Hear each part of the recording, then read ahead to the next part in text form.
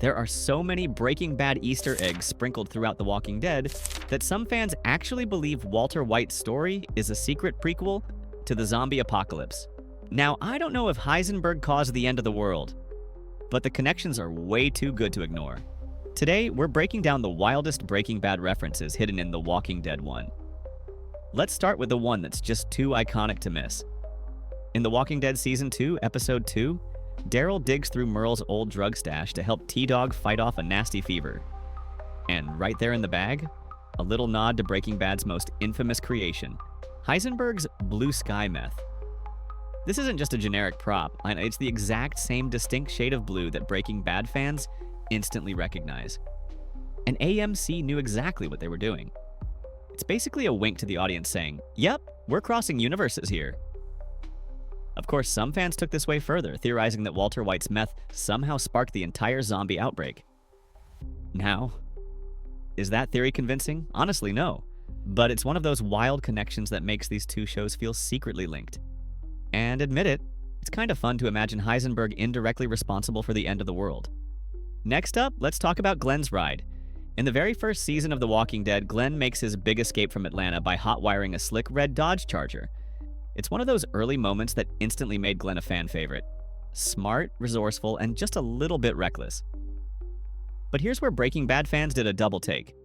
That exact same model of red Dodge Charger shows up in Breaking Bad Season 4, Episode 7, when Walter White buys the car for his son, Walt Jr. Even better, the car salesman's name? Glenn now, obviously The Walking Dead's Glenn, was just a pizza delivery guy before the apocalypse, so this doesn't exactly line up as a shared universe. AMC was clearly having some fun here, slipping a sly nod to fans who were watching both shows at the time. But the connection is still wild. One Glenn sells the Charger, the other Glenn drives it into the apocalypse. It's one of those little crossovers that makes you pause, smile, and realize AMC was building its own mini Easter egg universe long before fans started piecing it together. Alright, here's where things get a little wild. In The Walking Dead Season 4, Episode 12, Daryl has a rare moment of honesty with Beth. He opens up about Merle's past and mentions his brother's drug supplier. According to Daryl, this guy was a janky little white guy who once threatened Merle with the words, "I'm gonna kill you, bitch." Now, if you've ever watched Breaking Bad, you already know who immediately comes to mind. That's Jesse Pinkman's signature line. Nobody drops a bitch quite like Jesse. So of course, fans ran with this. Could Jesse Pinkman have been Merle's dealer before the apocalypse? Was AMC teasing that the two shows actually share the same universe? It's a fun theory, and honestly, it fits way too well. But realistically, this was most likely just a cheeky nod from the writers. AMC knew Breaking Bad fans were watching, and dropping a reference like that was an easy way to spark crossover conversations. Still, the idea of Jesse Pinkman hustling in Atlanta before the outbreak? That's a crossover fanfic waiting to happen. Okay, this next one might just blow your mind, or at least make you wonder how you missed it. Remember Gale from Breaking Bad? The quirky chemist who loved his science almost as much as he loved his coffee?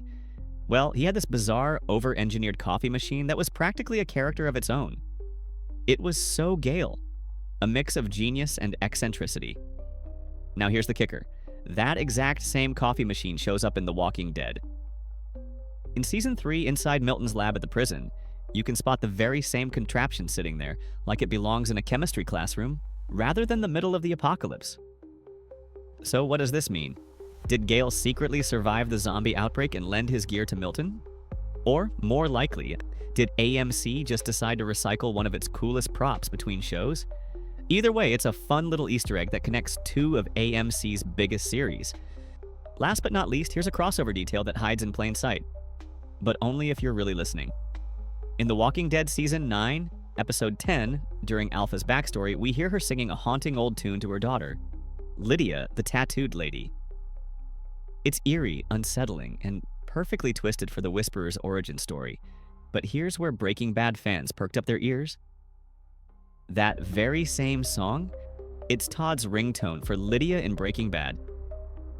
Yup, the exact same piece of music connects two of AMC's most iconic villains. It's subtle, it's clever, and it's one of those Easter eggs that makes you realize the two shows weren't just dropping random nods.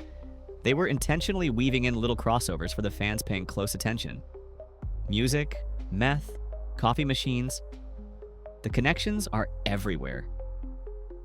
And that's 5 of the wildest Breaking Bad Easter eggs hidden in The Walking Dead. Which one blew your mind the most? Drop your thoughts in the comments. I'd love to see what you spotted that I might have missed. And don't forget to subscribe for more deep dives into the world of The Walking Dead, right here on Inside TWD.